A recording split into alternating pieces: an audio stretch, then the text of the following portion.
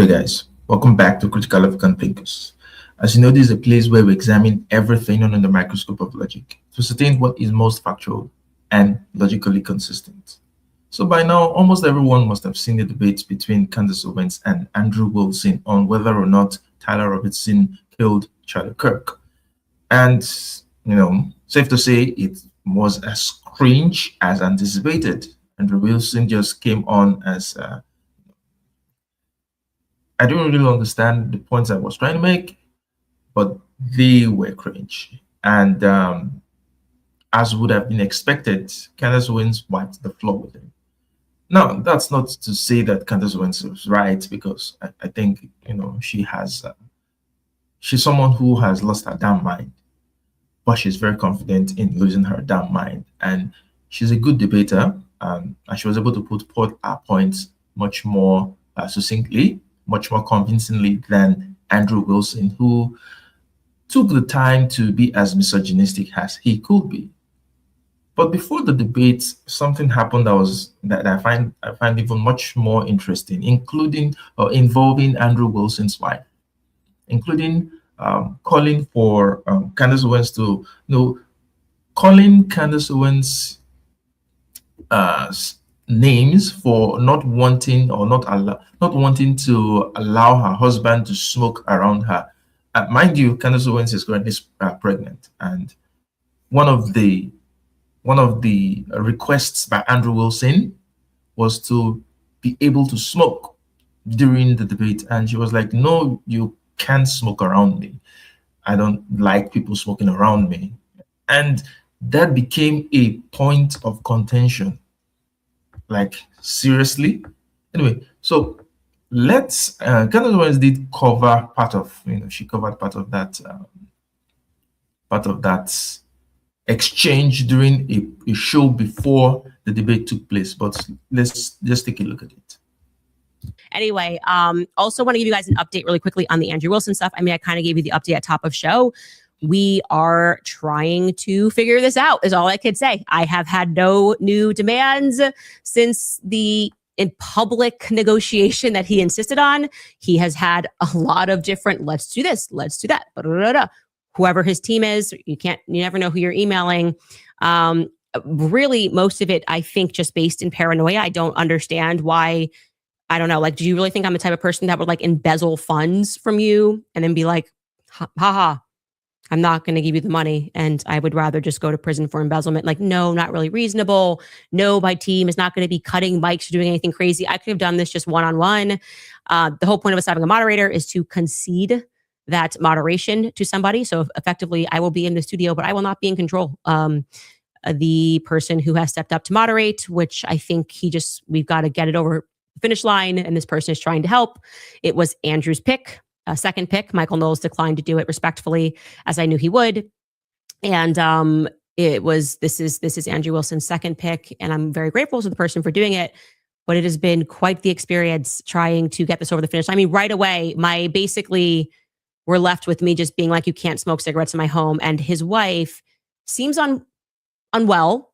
She came apart at the idea of him not being able to smoke cigarettes. Just respectfully, I really don't care what you call me. She instantly, while he was trying to negotiate a clause that says he automatically wins if there's any ad hominem attacks, his wife, who seems to jump into all of his debates, was trying to be like, this is ridiculous. Why can't he smoke cigarettes in your studio?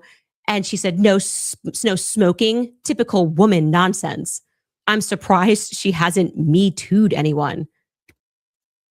So what I get from this tweet by Rachel Wilson, which is Andrew Wilson's wife, is somehow many of these MAGA right-wing women, they try to outdo themselves in misogyny. They try to put down women as much as they can. And it's like a rite of passage. It's like a way to show that we are in with the MAGA movement. How can we be as misogynistic to women? How can we be as toxic to other women? How can we, play into tropes that demean women? What exactly does she mean by typical woman nonsense? And this is coming from a woman herself. It doesn't make any sense. You can't smoke. You can't smoke in my home. That's a reasonable enough request, especially coming from a pregnant woman. So why should that be a point of contention? And she, as a woman, could not understand that smoking, in my opinion, is a dirty habit. The smell of it is doesn't make any sense. So, Like, what? What is the logical leap there? I'm going to me too a man because I'm not going to let like your husband chain smoke cigarettes. Like, do you have any respect for yourself? That doesn't even make any sense. I don't even know. And then she wrote again. I mean, she was going crazy about these cigarettes. She wrote this. Yeah. So when she brought up the thing about Me Too, in her mind, women are just going about accusing men of sexual harassment. That these claims do not make, there is no truth, there is no veracity to these claims that are being made by women. That's what she's saying. She's saying that Me Too allegations are false allegations. There's no doubt that there are always going to be some false allegations, but by and large, when women do complain of being sexually harassed by men, by and large, they're right, they're correct. In many cases, it did happen. So what is she on about? Clutches their pearls about smoking. Zoomer soy boys, maybe, or the type of woman who reports everything to HR. Like, I don't even. What type of nonsense, childish, boyish, cringe 11-year-old shit is this? This is something that you'd expect from, all this cringe Andrew Tate kind of, followers, from children. And this is the thing about many of these right-wing people. They are so unsophisticated. This is the level of their thought process. This is how they think. They go straight to culture war arguments. They go straight to ad hominems. They go straight to very little things that have very little substantive value. Oh, pearl clutching, Zuma soy boys, woman that reports everything to HR. Still in the misogynistic trope by a woman. So she's accepted, all those things. And she's perpetuating it. So often enough, women are themselves perpetrators of they are the ones who perpetuate misogyny. There was a wedding that I attended a few years ago, and there was something that was happening, and a woman was participating in the rite, and then another woman just came in and was like, this is not how we do it in our tradition. Women don't do this. Women don't partake in this activity. It is made exclusively for men. That's a woman restricting, as in the men there did not have an issue with women participating in whatever activity was going on. It took another woman to say, well, are we forgetting some misogyny here? Let's apply it because this is a tradition. This is the way it should be. Women should not be participating in something like this. So it does happen that some women do, for some weird reasons, just want to be the ones to perpetuate things that will put other women down. Know what this is. It's so trashy, I can't comprehend it. And I'm a person, I have family members that have lived for short periods of times in trailer parks that I've slept in when I was younger. Kind of nice, by the way. They get the nice little trailer park settings. I've never seen this. I've never seen this level of low class. No, I was like, okay, I guess I'm a Zoomer Me Tooer because your husband can't chain smoke in front of me. She just kept going and going. Then she was like showing photos of me pregnant while I was doing backstage the Daily Wire. Yeah, just so we're clear, it's not a tiny little studio. It's an entire warehouse. Like that smoke is not baking anything. And it's also a cigar cigarettes to me, like you can smoke them. The idea of smoking inside of a house to me is just gross. I'm sorry. It's just gross.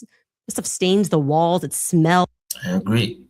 It's just not what I want to do. And by the way, just to be clear, Andrew was not protesting that. I think he understood that couldn't happen. And he's been a part of debates where you can't smoke. But this woman came undone and was just calling me names and couldn't believe that I said her husband couldn't smoke in my home. Like, try having some respect for yourself. You can't smoke in my home.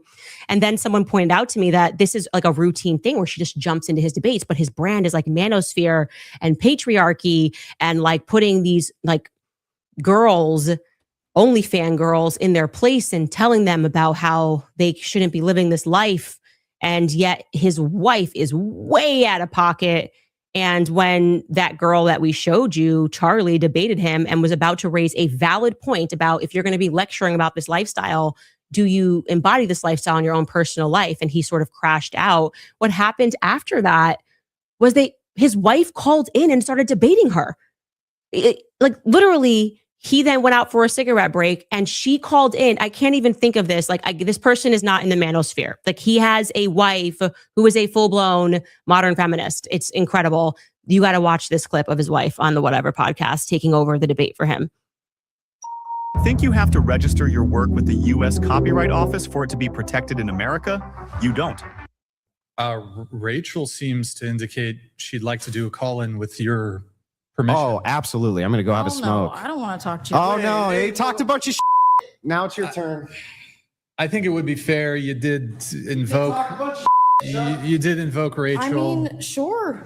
So Rachel, Andrew gave the green light there. It'll take us a few minutes to get it going. Bring your wife to fight me. And stay tuned. Rachel Wilson is in the building spiritually. You said that I'm promiscuous, so what promiscuous means? I've slept with a lot of people, right? I would say that I think that having children with multiple men is, I think that is more significant than. Okay, well, I think it would be if, and I know why people assume this. I do understand why people assume it. They're just wrong in their assumptions. It would be wrong if I had been sleeping with lots of people, if I had been carelessly getting pregnant with random people.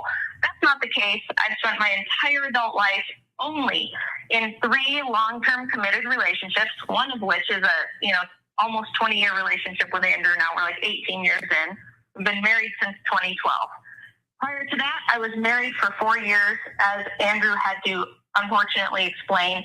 That ended not even because I left, but because he beat the crap out of me and was being pursued by the law and left the state, and so it was like abandonment. The first one was my high school boyfriend, who I knew my whole life, who I was with for 5 years. We had 2 children. He had his own personal problems, and that did not work out. So I understand why people make the assumption, but the truth is I'm not promiscuous. I have an extremely low body count. I've never had one-night stands. I've never cheated on anyone. I've never just carelessly or casually had sex ever. So I've only ever been with men that I, at least at the time, felt certain I was going to be with forever and have a family with. Maybe you should have. I did get nerfed on the first two. I will admit. But I did wonder, hang on, Rachel, I did wonder one thing. If she had slept with 3 men but had aborted all of the children, would she still be promiscuous? She would have lived her life. It would have been better for her. If she had only slept with 3 men but aborted her children, hang on, Rachel, stop for a second. Would it be the case? Was that too in full display, telling his wife to shut up for a second? It's like maybe this woman loves the humiliation ritual that she gets to go through.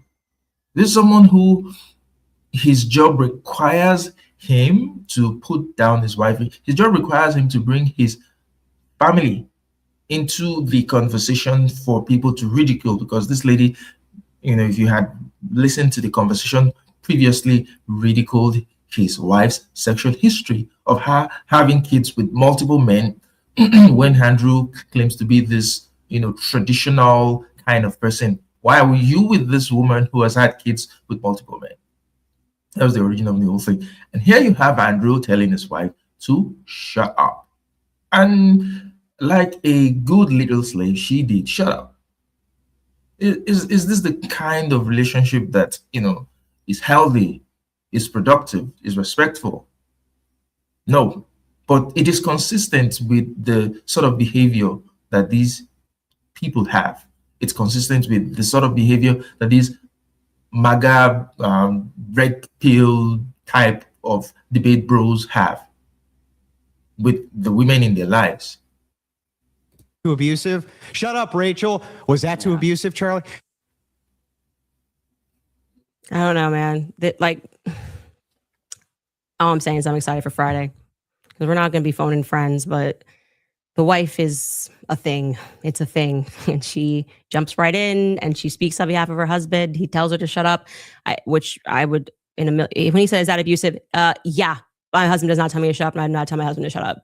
Just to be clear, I would never allow that in a relationship at all. It seems crazy to me to say to your wife, disrespectful, especially when you're on live TV or like live in a live debate. To be fair, I did tell his wife, I suggested she should shut up. So like maybe it's an extenuating circumstance when she just kept tweeting about the cigarettes. Like, your husband can't smoke in front of me. I don't know what to say. He's not allowed to smoke cigarettes in front of me and he's not complaining about that. So why are you online authoring 37,000 tweets and finding photos of me trying to pretend that I'm a hypocrite? No one has ever in my entire life, to be clear, in my entire life, smoked cigarettes in a home that I've lived in. It's my home. So it's a strong no. And he did not try to negotiate being able to smoke cigarettes, but it's just incredible to see the kind of people that Turning Point USA is affiliating with or bringing in to teach debate tactics is my broader point. I'm amazed. I really didn't know who this guy was. I knew nothing about this guy until he went on Joe Rogan. And then we started looking in and trying to figure out stuff about him. And the more I find, I am just amazed that this is Turning Point's horse. Like we brought him in and paid him to teach our students to debate. So when I say to you guys, it's a very good idea if you're a parent not to allow your children to get involved with Turning Point USA because of the characters that are around. Victor Marx, this is the person who's going to be training people to debate and being paid to do that. Like, this is what I'm talking about. They're no longer the organization that had the image that Charlie wanted. Charlie was the exact opposite of this. Always respectful in his debates, no matter how fired up they got. It was one of his rules. He would never denigrate. He's not tagging people in to defend him. Certainly not the kind of person that would ever tell his wife to shut up. And he lives his life honorably. Okay, he would not be having his wife scream about smoking cigarettes. I mean, it's just the whole thing has gotten very bizarre with Turning Point USA. And yet they're doing this under the banner of like that they've never been holier. I don't understand the hypocrisy. It's crazy. Anyway, we will take a quick break and. All right. So, that's to just set the tone for moving into the debate itself. But like Candace Owens highlighted, that's very low-class behavior from Rachel Wilson, which is Andrew's wife. And that carried over to her husband itself. Now, during the debate, there are some moments that are very key in that debate, some of the key moments in that debate. And one of them involves Candace Owens asking Andrew Wilson to name the charges that, Tyler Robinson has been arraigned for. And he couldn't name anyone. So just before you ask that question, did somebody by chance text you that question? You can check my phone. I'm just curious. No, you can. When you pulled out your phone just before you asked that question, did somebody by chance text you that question? You can check my phone. I'm just curious. No, you can absolutely not. I have not had one communication with a single person, not even my producers who are in there. If you look at this guy's face, you can just see someone who is uncomfortable. You can just see someone who is cringe, someone who knows that, he's having his ass beat. Look at it, the way he smiles. Very sheepishly, very, very, Candace is way more relaxed. She's, This whole time we were here. You want to check my phone? I'm happy to do it. If I may ask a question, is that permitted? Go ahead. Just so I also have clarity, since your basis has been evidentiary, you keep saying that you have evidence or like you are following evidence. Which one of the charges against, or all of them, do you think Tyler Robinson is guilty of? So now note that the premise of this debate is that Wilson is here to defend his assertion that there is overwhelming evidence that Tyler Robinson killed Charlie Kirk, and Candace Owens is, she is arguing the opposite. The specific charge? Yeah. Yeah. So what I think is that Tyler Robinson shot Charlie Kirk. Yeah, but that's not a charge.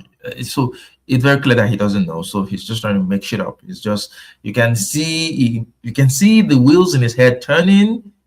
He's trying to think about the answer to these questions, but you can't answer something that you don't know, no matter how hard you try. 7 charges that he's being charged. Yeah, can we list them real quick? I'll tell you exactly which ones. We'll pull them up. Well, do you know any of the charges that he's up for right now? Yeah, of course. But I want to make sure that we have them listed. Yeah, but like can you name one? Because my general perspective is that you don't actually care about this case. You're not following the case. That's the question. You're just not following it enough. It seems pretty, like, if you're going to engage and you're going to say the evidence is overwhelming that Tyler Robinson is guilty, I just think that you should, like, right. Can you tell me one? Then let's do the counter. You can really, this is a great gotcha. No. You just got to ask me, play clips out of context, put me in the hot seat. So please just answer the question. This is fair. Name all 7 since you've been following the case. Okay, sure. You name one. Yeah, you named all 7. I'm happy to do that, but can you name one? I think he's been charged with murder. That's actually incorrect. Okay, great. Now name all 7. He doesn't even. This is like name all 7. And I can you name all 7? I can. Then do it. Sure, you don't have to do it. No, do it. I'll count them. Go ahead. You don't have to put your fingers up. Okay, hang on. Name them. Yeah, sure. Name them. The first charge is aggravated murder because that's what carries a death sentence in the state of Utah. No, that's not. That is literally not murder. Okay. And so just for people, I don't have to do it in a time limit. There's nothing going on.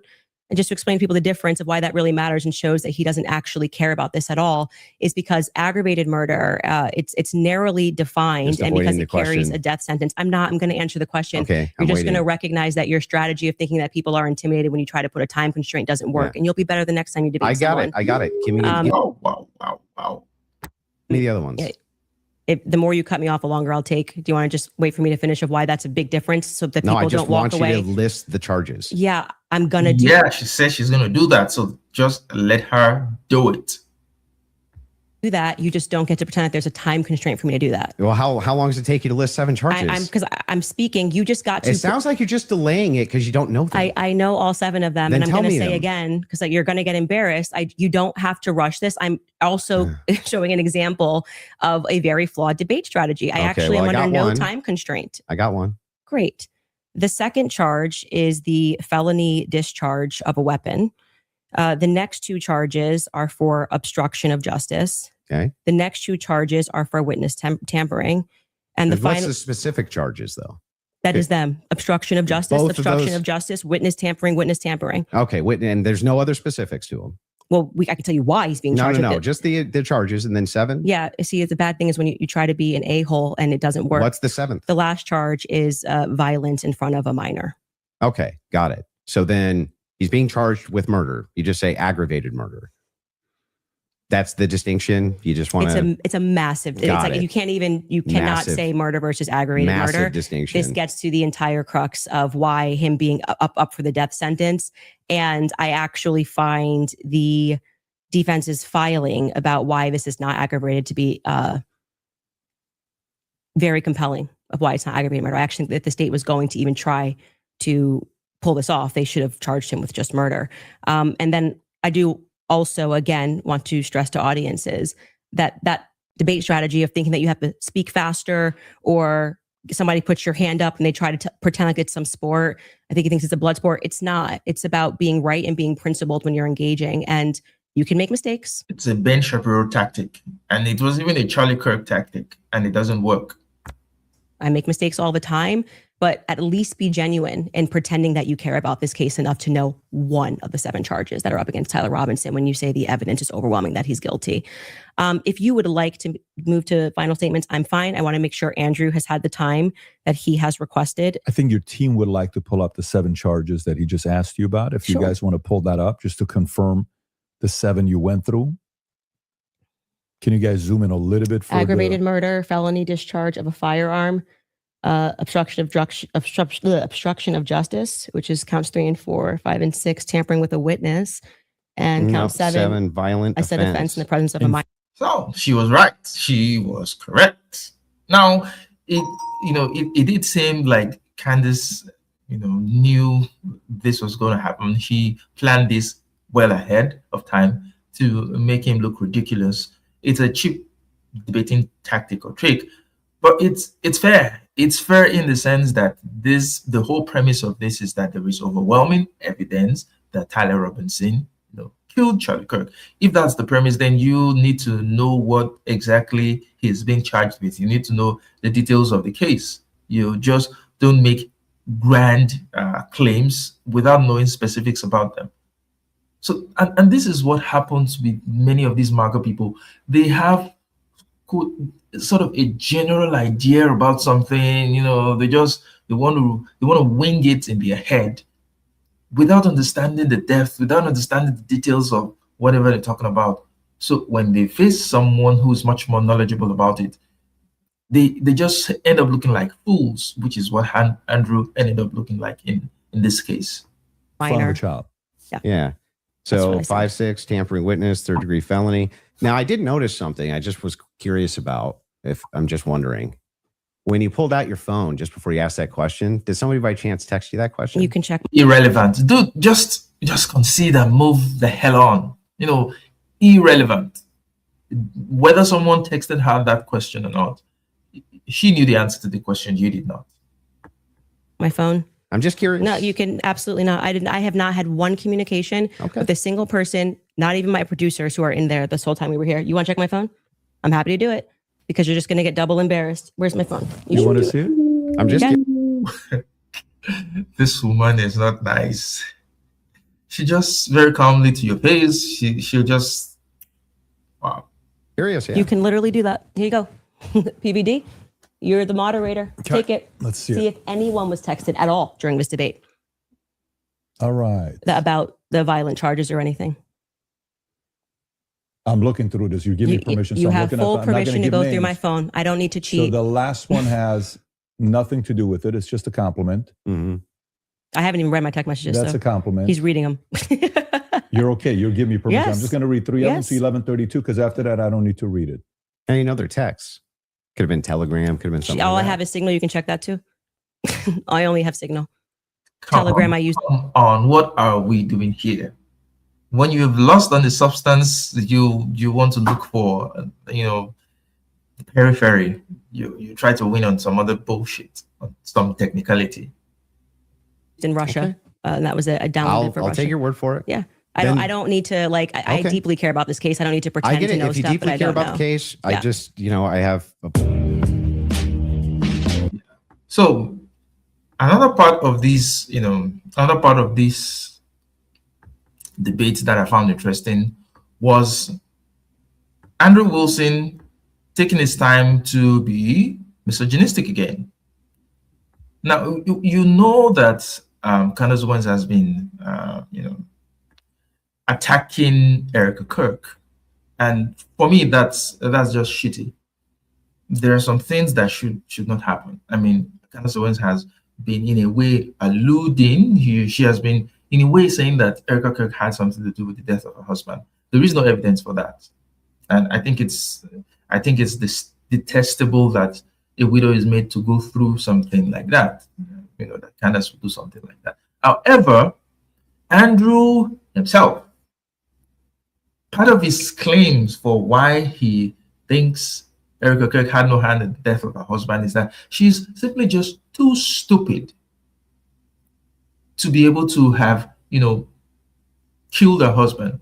And not just that, not that she's too stupid. She's too stupid because she's a woman. She's retarded. That's what he said. So we're going to take this part of the conversation. Yeah, sure. So Yeah. I just think all women are. Oh, so you're allowed to just say How would it be the case that even if Erica Kirk did believe that Tyler Robinson was 100% responsible for the death of Charlie Kirk, let's just say she believed it with every fiber of her being, believed all the evidence, because she did. She just actually did. Would it then follow that somehow she's complicit in his death? I didn't say implicit in death. You added those two words. Okay, so what's she complicit in? Yes. So sowing this narrative that Tyler Robinson is guilty. So you're chopping up clips. Like I said, you didn't have the confidence to come Okay, in well, and tell debate. me, So what now does you're that mean? chopping What it does up. complicit mean? We are showing a clip of her on Barry Weiss, which I can't remember the date that she did that interview. And Erica, when she is asked, "Are you one?" You know, Dude's leg is nervously shaking. You can see that he's very nervous. That's why his leg is just. do you feel with 100% certainty that Tyler Robinson did this? And she says, "I do." Do you believe that Tyler Robinson murdered your husband? Yes, I do. Then again, context matters. I sit down with Erica for 4 hours under the assumption that she had some evidence, right? Like I'm like, this is why I did not engage in any like Erica, everyone's questioning what she's wearing and all this stuff. I was like, I'm going to wait here because I don't know, just it feels weird to think that did I think that some of her mannerisms were weird and stuff like that? Yeah, but that's not, you can't convict somebody on weird mannerisms. So I don't know what I'm supposed to do. A show on whether I like her hair, her outfits, that doesn't feel right. And also keep in mind that is the mother of Charlie Kirk's children. I had a real relationship with Charlie Kirk, a real friendship with Charlie Kirk. And what is left of him in this world are his 2 small children. So to just take a baseless attack, if I catch her in a lie, it's a little different. But to just take an attack on her does not feel appropriate to me. I haven't seen any reason to do that. And then when I sat down with her and I was expecting for her to say, well, you know, I'm obviously the victim on the case and we got to see the shot, you know, taken or this or that, whatever it is. Great. You know, that's why she has that much confidence 2 months ago. And when I sat down with her, it was nothing. It was nothing. Okay. So this is a conversation. How would that make her complicit? Have you ever imagined playing the greatest jazz standards in chord melody? Complicit. And again, you said complicit in the death of Charlie Kirk. Complicit in what? Yeah. Well, if you let me finish my sentence, I could tell you that. But my point being is that then you take a look at this and you go, okay, well, this is weird. Why would you have this confidence? And then when you sit across from somebody and you say, okay, great, I want to go out there and defend you now. I want people to know that you can't say this stuff publicly, but you know more things. And she just blanks. And then she says, well, I'm going to call the lawyer. And she called the lawyer. Again, all of this is on my show. So out of context clips is not going to work because I know what I say on my show. Okay. So we call her lawyer and her lawyer says to us, she calls him on the phone, pardon me. And it's me, her, and Justin Strife. And I'm like, okay, great. What do you guys have? He goes, well, we don't have anything yet. We're not at that phase yet. And I'm like, well, what do you mean you don't have anything? And he says, well, don't you know how it works? It's a probable cause hearing. So basically the state says that they're going to bring this forward. And now our people go out and they look for the evidence to assert that Tyler Robinson is guilty. And so I asked her directly, her lawyer directly, the phone's in between us. I'm like, wait, so just so I'm clear, you haven't seen anything that the public hasn't seen? And he says, no. So I'm going back in my head and I'm going, okay, so why is Erica saying with such a degree of certainty, like she was sent out to convince the public and people bit, by the way. I remember even Megyn Kelly was like, let's wait. She's going to have access to things. I did think she had access to things that we didn't have. Why express that confidence to the public as opposed to just being like, we don't know yet. I feel confident he's involved. They made an arrest. I don't understand. How would any of this make her complicit? And in what? Well, I've already told you. She's complicit in trying to fool the public into thinking this is some open and shut case. How is she trying to fool the public into this? If she believes don't look anywhere else. That Tyler Robinson killed Kirk, if she believes that, how would that be complicit in anything? I do. Are you saying that you think she does? I think on this point, I think Andrew is right. If she believes, no, she's not law enforcement. She is not the FBI. She's not the police. She's not anything. If she believes that this is the person that killed her husband, whether or not that happens to be true, it doesn't make her complicit in anything. But I do get where Candace is coming from. Candace is saying she's being put out there to convince the public even before, before the courts, before everything comes to, all evidence comes to light. She's being sort of put out there to just convince people to convict this guy. So maybe it's a misdirection. It's a misdirection from the person that actually did it. That's where Candace is coming from. Well, for you to be able to make such a strong claim, then you have to have evidence to the contrary. You need to have evidence that Tyler Robinson is being set up to be the fall guy for something like this. On the other hand, why would Tyler want to be the fall guy? What's in it for him? Why? It doesn't make sense to me. Doesn't believe it? I don't believe that at that stage she sat down with Barry Weiss that's what she believes. No, but that's my opinion. Right. But so when you just say complicit, you just mean she believes that Tyler Robinson killed Kirk? That's it?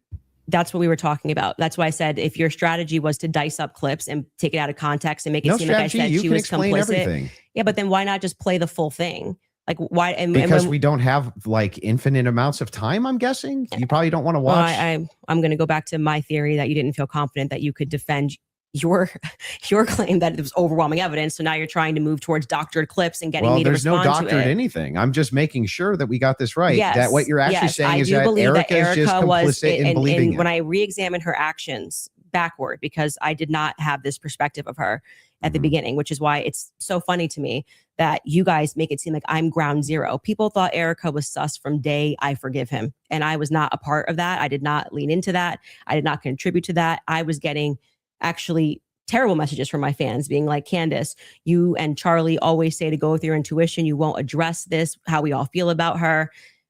Things changed for me when I saw that Zoom call. I will tell you that. Hi, everybody. I still love all these emoji Zoom things. Wow.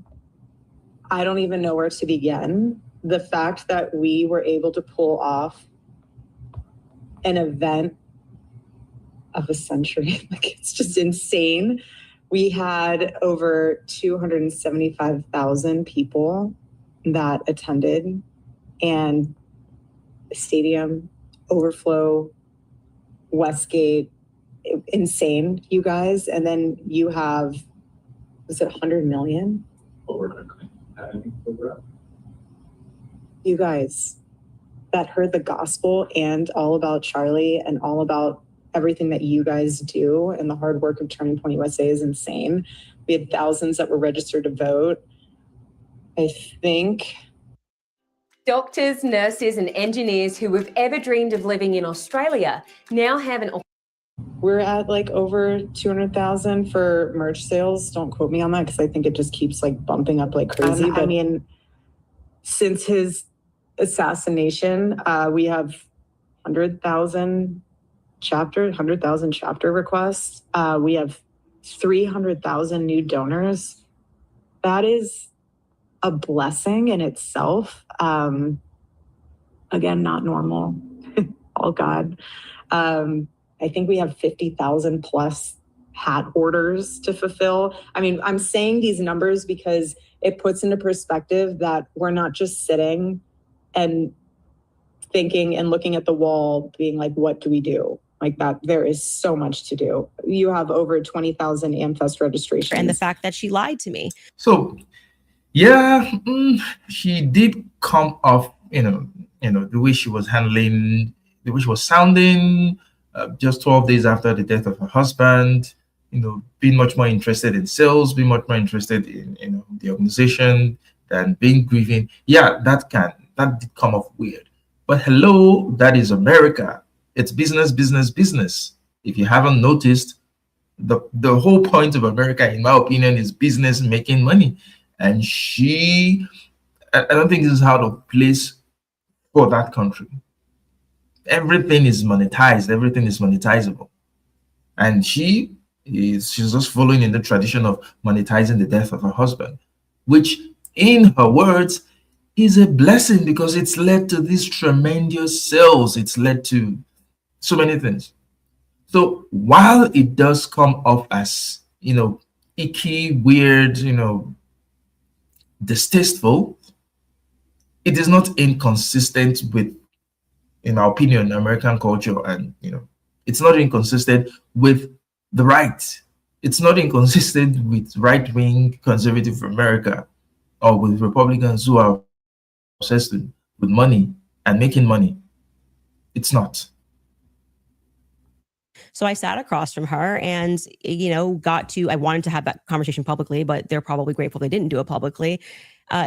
She told me some lies. And so the next thing that happens naturally when somebody lies to you, you go, when any person lies to you, whether it's a toddler, people only lie when they're trying to obscure something else. Have you addressed what that lie was? Yeah, I've talked about, we have a list of lies that we've been told by, we can find that, in I'm the sure. meeting with her.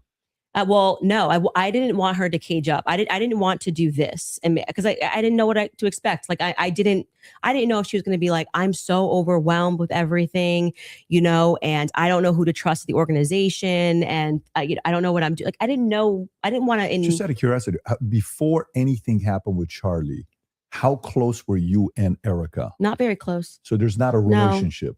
No, I would say it's totally normal. Like, it's not like there was any issues at all.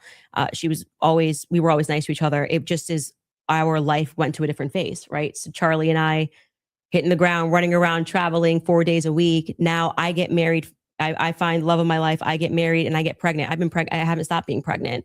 And what you want out of life changes. You don't want to be running around for 4 days a week and traveling on a plane nonstop. You suddenly want to start building at home and live. I was desiring that suburban life. Did you guys ever do the double dates? You, George, her, and Charlie? Was there ever double dates between the four of you? I was, engaged to George quickly. We were planning our wedding. I was kind of in my bubble with George. George traveled with me and Charlie, but Erica and him were just starting to date at the beginning of 2019. George and I were planning our marriage. Mm-hmm. So George really got to know Charlie.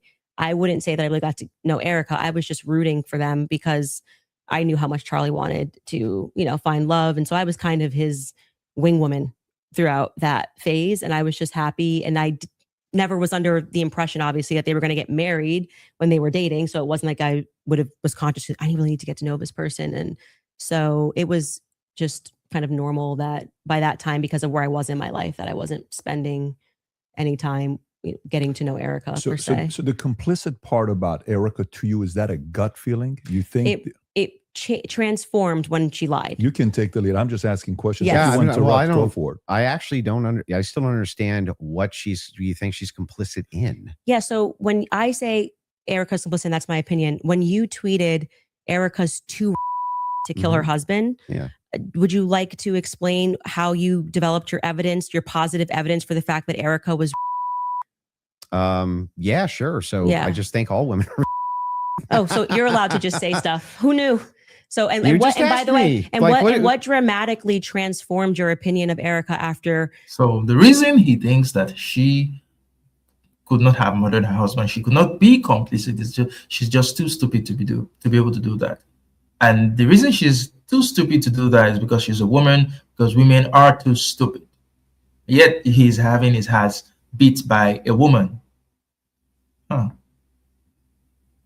Going to the headquarters, because you were pretty hostile about. I wasn't hostile towards him. You don't think calling somebody too? No, come on. That's like normal tongue-in-cheek stuff for me online. Oh, you're being tongue-in-cheek. Yeah, usually when I call someone being tongue-in-cheek, yeah. Yeah, so this is how they disguise their misogyny, being tongue-in-cheek. You call someone retarded and you're saying, well, I was just joking. Then come on, be serious. This is serious affair. This has to do with, accusations of being complicit in the death of a public figure, and you being tongue-in-cheek. Like, for instance, you got supporters. I mean, if you want to use the same exact argument, you would take a supporter like Owen Benjamin. He called you bad names and called your husband bad names. You're just like, well, it's no biggie? I've never answered him on anything that he said. I'm saying that you now are her biggest defender. Yeah, so Owen Benjamin is crazy. These crazy people always seem to find themselves. Candace Owens is crazy, but she's been able to manage her craziness, and she's been able to present her craziness in a way that looks as if it makes sense. Andrew Wilson is crazy too. So these are all crazy people. PBD is crazy. They're all crazy people. The right seems to be able to find these crazies, right? But she does have a point. What's the point of saying, oh, okay, someone is insulting you, you just let it go? What's the correlation with you saying that Erica is retarded? Do you still think I'm she's not too, her biggest defender. Do you still think she's too? What? Erector. What? Forager. No. I didn't know Erica Kirk. I'd never met her before. Okay, but you had an issue with Turning Point being led by a bunch of fembots talking about the feminist angle. Still do. And then suddenly you go to the headquarters. Still think it's a terrible idea. You go into the headquarters. Now all of a sudden you've got text messages that you're sharing with them. You say that you and your wife are getting involved with management. No. I'm not involved in any management at Turning Point USA. Well, I'm pretty sure there is a clip of you where you say that your wife went to their recent conference and sat down. And then when you were on Joe Rogan. No. Hang on. I'll explain what happened just so that you understand. Yeah. So I was invited there to do some debate training. That's literally what I was invited there to do on recommendation. So I went down and did some debate. That's the first time I ever met anybody at TPUSA. Okay. And then you said you sat down with Erica. Well, I didn't sit down to her. I talked to her in a hallway. So you didn't sit down and speak with Erica? No, I didn't have like some sit down long conversation. We talked in a hallway. Okay. Is that when you gave her the hug? Yeah, gave her the hug right there. My wife did too. We were both very sorry for what happened. Okay, so at what point did you start receiving text messages from that you cited in your opening statement? I just reached out to TPUSA and said, I'm prepping for a debate. Is there anything that's pertinent that I can use here? Do you find it interesting that people have been asking for, basic answers to questions, and you're saying that you walked into their headquarters and reached out and they instantly... It's amazing, isn't it? If you reach out in good faith and you're not demonizing them and saying that they're complicit in the murder of people's deaths, that perhaps they're actually willing to release things to you that are pertinent, other than thinking that, perhaps you're diabolical. Well, I don't know. I feel like if I was going to release that information, I didn't demand that it be released to me. I actually never demanded that it be released. I just simply said that this is what was going on in the last 48 hours. Maybe to the media, they could release it. They could release it to PBD. They decided to release it to a guy that called Erica too in June. So what? Yeah, I just think it kind of shows that Turning Point is sending you as their horse. Well, I don't know. They don't have the courage to have the conversation. If they were just releasing something in good faith to answer questions. Do you have any I've never evidence demanded of that claim? It's not evidence. No. You're sharing your opinion that she's too. I can't share my opinion, that I think it's going to register as really obvious to the public, that rather than presenting that throughout the course of everybody wanting to know what Charlie was going through his last days, they decided to give it to you to come to my house as some sort of a surprise. Well, do you think the public's not smart enough to see through that? Do you think that if you talking about terrible PR, if you know that there's a huge debate that's coming up, that's going to be probably one of the most viewed that year, and one of the debaters calls you and says, I'm taking this position. This is the position that I feel like there's the most evidence for. And Candace also agreed to answer many of my questions in regards to this. So if you got pertinent evidence here that I can use, I definitely like take a look. It was actually amazing to me. It really was actually amazing to me how if you approach people in good faith and just say, hey, I'd actually like to know what the facts and details are around this, they actually do talk to you. It's amazing. Yeah, I just do not believe, that they are doing this in good faith. I don't believe that anything you have done has demonstrated that's in good faith. It demonstrates that you walked into Turning Point USA headquarters and came out a different man. Yeah. So my whole impression of this debate is, these are crazy people. I mean, let the law have its course. Since the assassination of Charlie Kirk, Candace Owens has been on a crusade. She's been on a crusade.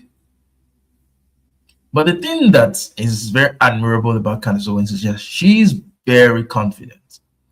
And it's the sort of confidence that makes these right-wingers very successful. Even when they're wrong, they are very confidently wrong. They say it with conviction. It was Charlie's style. It's Ben Shapiro's style. It's Tucker Carlson's style. They are going to say these crazy things with a straight face. They're going to say it with confidence, with guts. They're not going to be flimsy about it. And that's what gives them this air of authenticity to make it seem as though they know what they are talking about. But someone who, who is more careful, someone who is more, okay, let me understand the fact of the matter, someone who takes a much more nuanced approach to these issues would be would be less confident in their position because they know that facts may change, and they're willing to accommodate those changes. But these people, no, they are just going off gut feelings, and they're going to say it with so much conviction, and it's going to give them, it gives them an edge. Yeah, they do know what they're talking about. How can they not know what they are talking about if they are that confident? Luke Bovine is saying, is Wilson former French Legion perchance? I think he has some military experience. There was some part of the conversation that showed that he was in the military and all that. So maybe that's correct. Anyway, these are all just crazy people. Like I'll say, they're all crazy people, and let them eat themselves. The right is unraveling, and Candace Owens is a big part of that unraveling. Tucker Carlson is a big part of that unraveling.